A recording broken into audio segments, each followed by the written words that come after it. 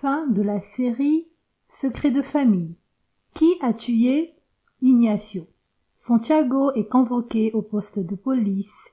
Santiago demande de quoi est-il accusé. Le lieutenant Loreto lui répond de trafic sur les femmes.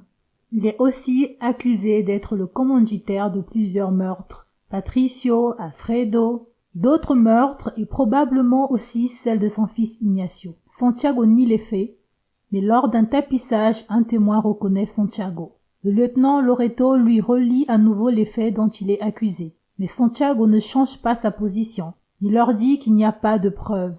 À son encontre, nada, il n'y a rien. La fille qu'il a reconnue va l'appeler. Santiago se retourne. Se sentant prise au piège, Santiago dérobe très vite l'arme que portait un policier qui se tenait à côté de lui. Santiago menace le policier avec l'arme qui vient de ravir avant de s'enfuir. Le lieutenant Loreto appelle Clara et l'informe de la situation. Elle dit à Clara de faire venir Santiago à leur domicile. Pendant ce temps, toutes les personnes qui se trouvent au domicile de Clara partent pour laisser Clara seule. Francisco, Maïté, les filles de Clara, tous quittent le domicile de Clara. Quelque temps après, Santiago appelle Clara. Clara dit à Santiago de venir à la maison. Santiago arrive, il rentre dans la maison, il embrasse Clara. Clara veut connaître la vérité.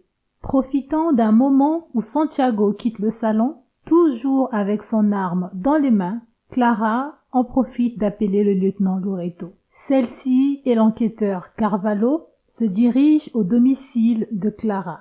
Clara cache le téléphone et laisse passer l'appel. Le mobile du crime était Ignacio avait surpris Santiago dans ses affaires de réseau de prostitution sur les femmes. Ce que Santiago ne sait pas est que de l'autre côté, les enquêteurs Carvalho, Loreto, plus Florencia et un autre policier qui les a rejoints écoutent par téléphone les aveux de Santiago.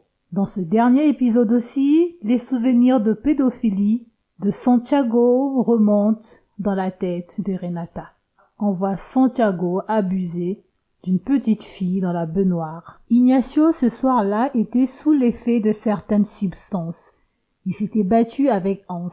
Il n'était plus maître de son corps. Santiago va profiter de ce moment de faiblesse pour tuer son fils. Sinon, Ignacio briserait la famille. Santiago drogue Clara pour que celle-ci ne se doute de rien. Santiago et son fils se retrouvent au ravin. Santiago conduit la voiture d'Ignacio, avec à bord Ignacio lui-même. Ignacio, toujours sous l'effet des substances, sort de la voiture en titubant. Santiago sort aussi. Il ramasse une pierre et fracasse la tête de son fils avec cette pierre, alors que celui-ci était toujours en vie. Il meurt sur le champ. Il soulève le corps d'Ignacio. Il le met au volant de sa voiture. Santiago pleure, pleure et pleure. Il lui fait des bisous et pousse la voiture au fond du ravin pour essayer de faire passer ce crime pour un accident. Ses aveux brisent le cœur de Clara. Clara devient hystérique. Le lieutenant Loreto et Carvalho, qui sont toujours à l'extérieur, décident d'intervenir. Ils sortent de leur voiture, ils se dirigent vers la maison et pénètrent dans la maison.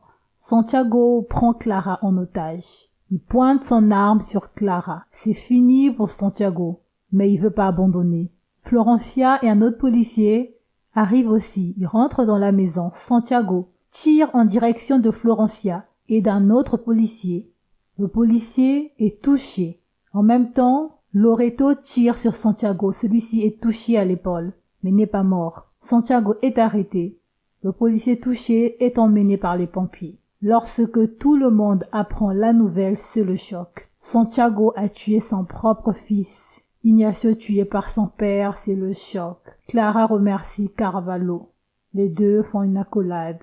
Santiago est emmené dans une voiture de police. Fin de la série.